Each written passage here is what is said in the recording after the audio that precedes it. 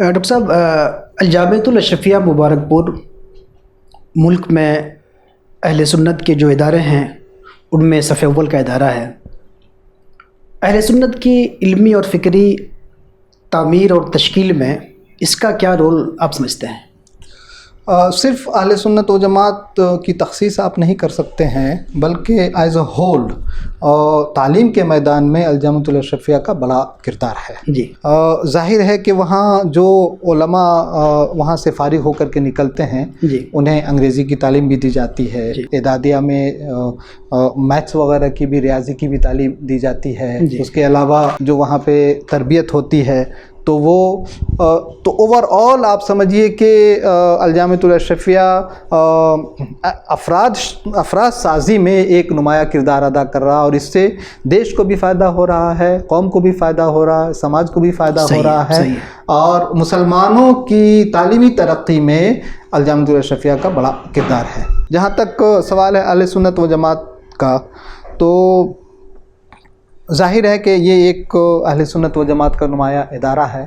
اور تعلیم کے اعتبار سے، نظام کے اعتبار سے، تربیت کے اعتبار سے، نصاب کے اعتبار سے، اور جو وہاں پہ اساتذہ کرام ہیں جس طرح سے محنت کرتے ہیں، یا طلبہ جا کر کے جس طرح سے محنت کرتے ہیں، اس طرح کا ابھی تک کوئی ایسا ادارہ اہل سنت و جماعت میں نظر نہیں آتا ہے جو اس بڑے پیمانے پہ کام کر سکے۔ صحیح۔ اور افسوس کی بات تو یہ ہے کہ کوشش بھی لوگ نہیں کر رہے ہیں۔ جی، یہ زیادہ افسوسناک بات ہے۔ اگر بڑے پیمانے پر نہ صحیح، لیکن اگر چھوٹے پیمانے پر ہی اگر آپ ادارہ قائم کرتے ہیں، جی، اور آپ نصاب اس طرح کا تیار کرتے ہیں، جی، کہ جس سے آپ کے بچے قومی سطح پر بھی کام کر سکیں، جی، سماج میں بھی ان کا ایک مقام ہو، جی، اور مسلمانوں کے ساتھ ساتھ پورے سماج کی ترقی میں ان کا ایک اہم رول ہو، تو چھوٹے لیول پہ بھی اگر کام کرتے ہیں تو اس کا اثر ہوتا ہے۔ بڑی چیز ہے وہ۔ اور کوشش ہر ایک کو کرنی چاہیے کہ جو جہاں پہ تعلیمی ادارہ چلا رہے ہیں، جی، انہیں محاسبہ کرنا چاہیے کہ وہ کس طرح کے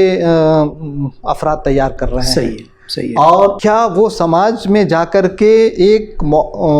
باعزت شہری کی زندگی گزار سکتے ہیں کہ نہیں گزار سکتے ہیں۔ صحیح۔ یہ ہمارے اہل سنت و جماعت کے ہی ادارے نہیں، بلکہ جو بھی ادارے ہیں، جی ہاں، خواہ وہ عصری ادارے ہیں، یعنی کہ اسکول کالجز والے ہوں، یونیورسٹیز، ایون یونیورسٹیز والے ہوں، یا پھر